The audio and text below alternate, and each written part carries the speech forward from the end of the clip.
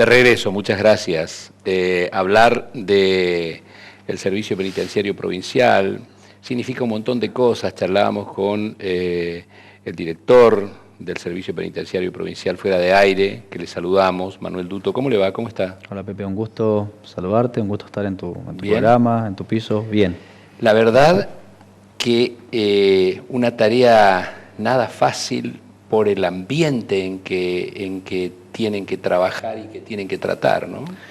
La verdad que en estos tiempos de pandemia, como yo te decía, y la palabra tan usada por todos, de readaptarnos, nosotros también nos fuimos ajenos a esta pandemia que arrancó en marzo del año pasado y tuvimos que reinventarnos todos, empezar primero con una charla en todas las unidades de la provincia, dialogar con los internos porque se venía un corte de lo más importante, que eran las visitas de sus familiares, de sus amigos. Se juega también ya con lo sentimental, lo espiritual, lo que necesita un interno para a lo mejor readaptarse. Totalmente, porque una persona detenida lo primero que pierde es la parte social, el vínculo, la familia a veces que es de muy lejos, que a veces no puede venir a visitarlo. Imagínate cuando se cortó la visita, casi 130 días sin visitas, de no tener la posibilidad de ver a su ser querido, a su hijo, de abrazarlo, que todavía no se puede, pero igualmente nosotros ya paulatinamente después de eso... ¿Cómo se fue adaptando eso? Porque hoy ya hay visitas. Sí, hoy ya hay en toda la provincia, excepto en una unidad que es en Oberá, donde tuvimos ya mañana ya terminamos justamente con el tema de los días de COVID. Y tuvimos prácticamente 130 días sin visitas. Lo que se hizo primeramente es habilitar teléfonos celulares, decir a los internos que la familia podía traerle un teléfono celular para poder vincularse con ellos por este medio.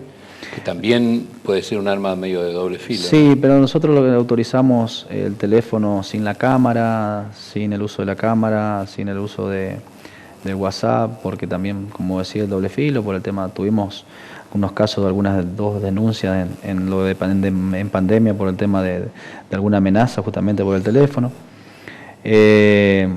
Y después también la justicia también se acopló a eso con el tema de los juicios abreviados. Fuimos la primera provincia en el país en este sistema con el juicio abreviado por videollamadas. Así que tratamos de todas las unidades de la provincia, de conectar el internet y de tratar que el interno esté conectado con su familia, con sus defensores oficiales, porque la visita se cortó para todos, no solo para la familia, sino también lo que sean magistrados, todo lo que sea de actividades deportivas, recreativas, educativas, culturales, religiosas, se cortó todo. Así que... Aparte de la situación del COVID, de esta cuestión sanitaria preocupante, también se profundizaron algunos otros problemas de salud de los internos. No, mire, en relación a cuando tuvimos COVID, yo le comentaba que nosotros nos fuimos nos fuimos preparando en un tiempo, porque realmente empezó en marzo el COVID, pero no ya había llegado tan fuerte a la provincia, no teníamos casos. Y de a poco fuimos teniendo en una unidad COVID, nos fuimos viendo cómo nos adaptamos a eso, armamos lugares separados del resto de la población penal para alojar justamente a esos internos que daban positivo en el COVID. Inclusive armamos en 2 unidades de la provincia 2 lugares también para alojar a aquellos internos que venían provenientes de comisarías o de alguna otra destino nacional, de la policía, lo que sea, prefectura, gendarmería. Y estamos recibiendo cada 15 días los internos, lo hacemos la cuarentena esos 15 días y recién ahí lo llevamos con la población general. Y bueno, y lo mismo hicimos con el tema del COVID cuando tuvimos las unidades. A los internos que le hisopamos y dieron positivo, se les llevó a ese sector que te decía, y el resto que tuvieron el contacto estrecho quedaban alojados en su celda y tenían distintos horarios, usaban indistintamente el baño con el resto de la población para no contagiar a todos. Tuvimos, de todos los internos que tuvieron COVID, tuvimos solo uno que se encuentra todavía internado en Oberá, que está ahora con un negativo de COVID ya, pero está con una neumonía. Nunca estuvo en terapia, estuvo internado en el lugar de COVID. Y Oberá sí fue también un foco de contagios, y suspendimos las visitas por 15 días para tratar de evitar que se siga propagando, porque también tenemos gente con comorbilidad, tenemos gente grande también detenida. Y bueno, a partir de ya de mañana ya nuevamente habilitamos la visita en Oberá. Quiere decir que ese interno ya está mejor, digamos, si bien tiene sí, neumonía, pero... Sí, está bien, porque no está entubado, nunca estuvo en terapia, y bueno, es una persona hipertensa que tiene 66 años. Ajá. También nosotros ya empezamos con, todo el personal penitenciario prácticamente todas están vacunados ya, y ya se empezó también con los internos, la vacunación con los internos, ya siempre teniendo en cuenta el calendario de la provincia. Como información, ¿cuántas unidades hay en la provincia? En la provincia tenemos 10 unidades. 10 unidades. ¿En total de cuántos internos? 1.700 internos. 1.700 internos alojados. Tenemos una cárcel de menores, una de mujeres, una unidad de salud de inimputables, y el resto tenemos cárcel de imputados y todos condenados y procesados. Hoy cuando se habla de cárceles, generalmente se habla también de hacinamientos, una palabra que se usa mucho y que en muchos casos puede ser realidad. ¿Cómo está Misiones al respecto? Bueno, cuando empezó la pandemia y al nosotros recibir pocos internos, nosotros estamos recibiendo de 15 a 25 internos mensualmente, y después están los internos que van egresando. Nunca pasamos del cupo de los 1.695, 1.700 internos en toda la provincia. Y al vos tener a todos los internos en una cama con un colchón, significa que no tenés superpoblación. Hoy día yo puedo decir que no tengo ni un interno durmiendo en el piso. Eso habla de que no estoy con una superpoblación. Estoy ahí, sí, si bien estoy ahí, pero estoy hoy sin una superpoblación. Un trabajo muy mancomunado, muy no digo mancomunado, pero en relación constante con la justicia, digamos, ¿no? Todo el tiempo. La verdad que la justicia, hay una relación importante con la justicia todo el tiempo, porque esto es todo el tiempo, porque siempre hay una situación con un interno, alguna causa, alguna libertad, algún periodo de prueba, una salida, lo que fuese, y si todo el tiempo es la decisión de nosotros, la justicia nos encomienda el cuidado del interno, así que todo el tiempo es un ida y vuelta con la justicia. Qué palabra y qué frase interesante, ¿no? La justicia nos encomienda el cuidado del interno. Totalmente, totalmente es así. Se toma conciencia de eso, que tome conciencia el interno, que tome conciencia los que trabajan con ellos y los familiares también. Totalmente, totalmente. Nosotros trabajamos mucho con tratar de que el interno vuelva a tener una segunda oportunidad, que es lo que todos buscan, porque es el 95% de mi población penal son gente de la provincia, y cuando salga en libertad va a ir seguramente a vivir en algún municipio o va a ser un vecino nuestro. Y las segundas oportunidades en este tema es difícil a veces. Es difícil porque cuando van a pedir trabajo por los internos después de muchos años de estar detenidos, porque nosotros tenemos internos que pasan muchos años detenidos y pierden muchas veces su vínculo familiar, su vínculo social, y a veces salen sin nada de la cárcel.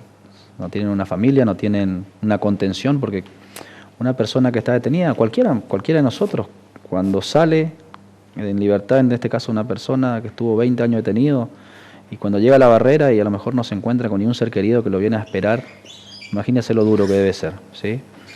Y cuando sale hace una cuadra no sabe a dónde ir, porque a lo mejor no tiene una casa, no tiene una contención familiar, y es duro. Es duro y bueno... Más allá del delito que haya cometido. Totalmente. Ya pagó su delito. Al salir en libertad, ya pagó con la sociedad lo que hizo.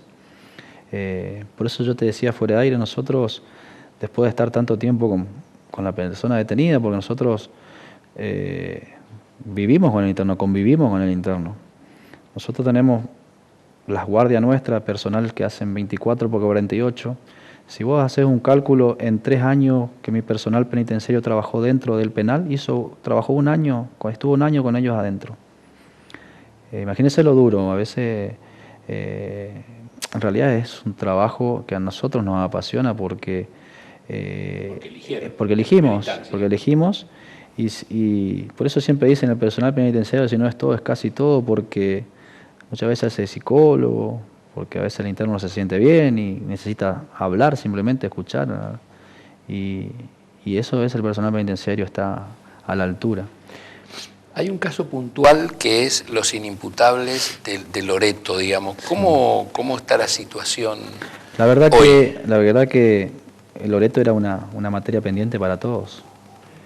Y una vez que hubo algo tan acertado de parte del ingeniero Rovira, de la ministra Picasso, de Rita Núñez cuando estaba en la Comisión de la Tortura, y de Marcelo Pérez, de nuestro jefe, donde realmente la situación en Loreto era pésima, de la situación de los internos, donde el personal penitenciario no se podía hacer cargo de esa clase de internos, porque son internos inimputables, no pueden dirigir sus acciones, necesitan un cuidado especial, un cuidado médico especial. Y hoy, al tener una nueva unidad de salud donde se encuentran médicos, hay un convenio entre Ministerio de Salud y Servicio Penitenciario que se hace cargo de la seguridad. Hoy me gustaría que realmente se conozca esa unidad, porque el cambio que ha tenido, que hoy nosotros como Servicio Penitenciario y Ministerio de Salud podamos decir que los 64 internos que se encuentran hoy alojados coman todo en una misma mesa, que antes era imposible, Pepe. Antes era imposible. ¿Cómo se logra eso? Y el cambio, no sé, lo primero que hicimos es buscar gente que quiera trabajar con ellos. Porque ellos son personas que no pueden dirigir sus acciones. Hay muchos de ellos que son criaturas, hablando con ellos no están en la realidad. Y ahí realmente tenés que tener amor y tenés que tener carisma hacia el ser humano. Porque muchas veces tenés que bañarlos, afeitarlos, y el personal penitenciario hace la tarea, inclusive los internos también. Con los mismos internos, colaboran con los internos a veces que no se bañan, y eso es, para nosotros nos llena orgullo hoy ver eso, y que ya se empezó con un taller de pintura con los internos, un taller de musicoterapia, que los internos están yendo, un taller de huerta en la misma unidad, educación física, estamos mandando profesores de educación física, y que hayamos habilitado la semana pasada la escuela satélite para 30 internos que se encuentran en condiciones de hacer la sección alfabetización. La verdad que es todo un logro.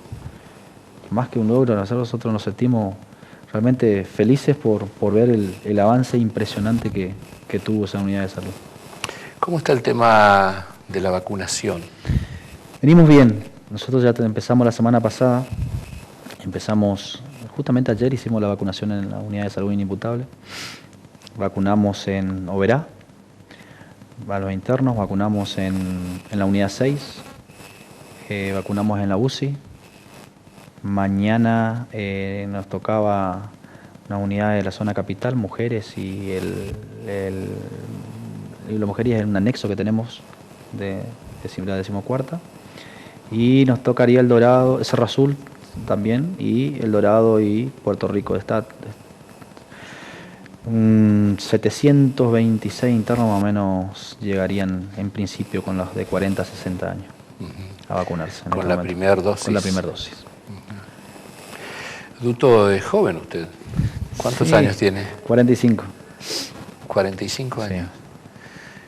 ¿Con cuántos años ingresó a...? Y con 17 ya estaba en la escuela penitenciaria, sí.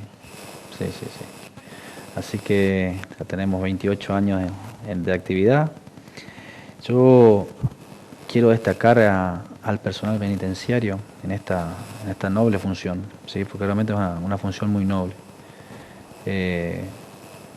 Difícil porque tratamos con personas por ahí a veces que muchas veces la sociedad rechaza. Y un trabajo en pandemia, cuando recién empezó esto, con mucho miedo. Y realmente el personal estuvo a la altura porque estuvo todo el tiempo. Somos un ser humano como cualquier persona. Y tengo un fluido importantísimo de de gente en toda la provincia, casi 400, 500 personas por día ingresando a los penales.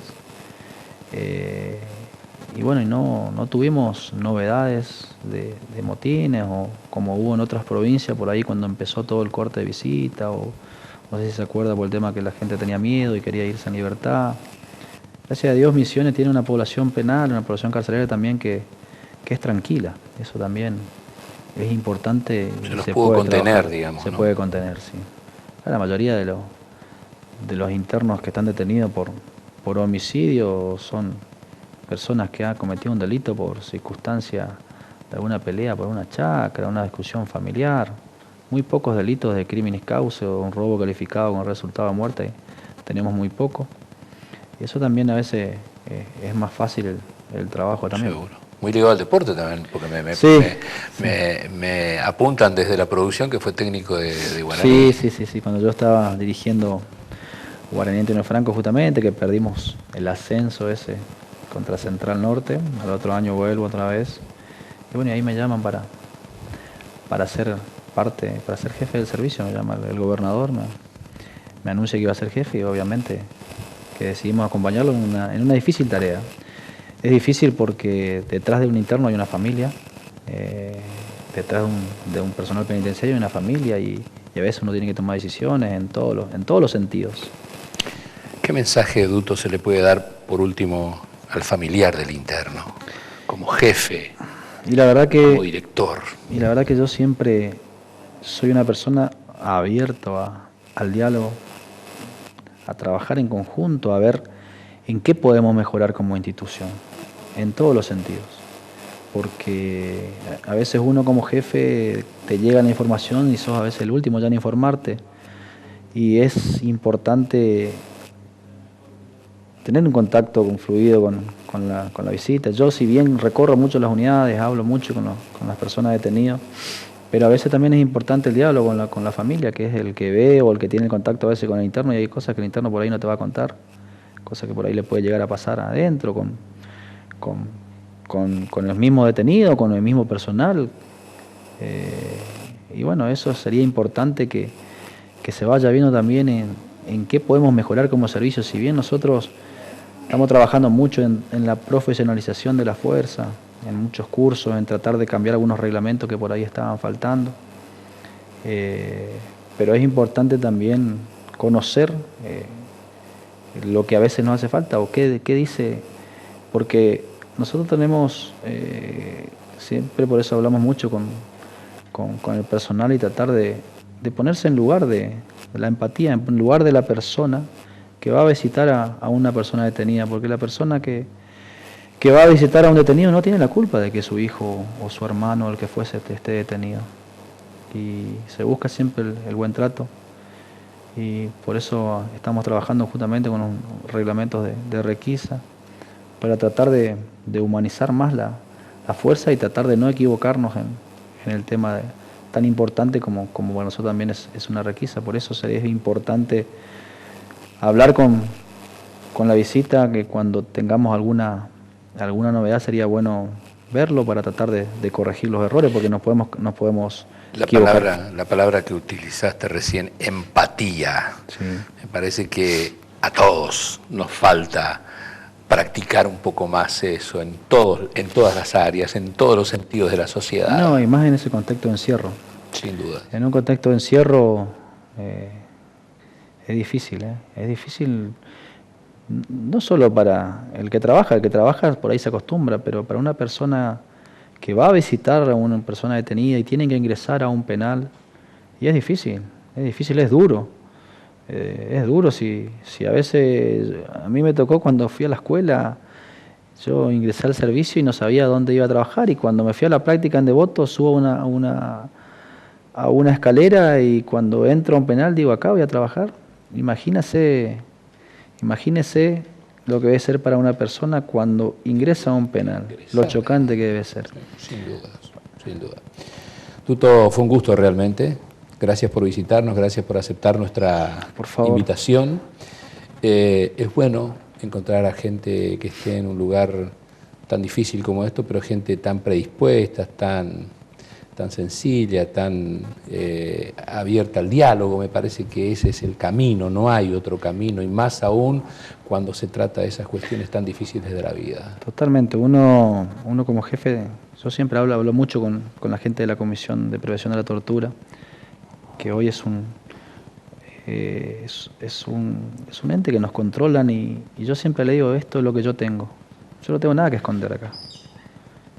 Si hay algo que estamos haciendo mal o alguna denuncia de un detenido, y te lo van a decir, porque el interno te va a denunciar y le va a denunciar a la persona. Por eso esto es mi cárcel. Si se puede solucionar, lo solucionamos, y tratemos de buscar el bien común entre todos, porque a quién no le gustaría tener un servicio penitenciario modelo. Ojalá que lo podamos lograr, queremos trabajar en eso.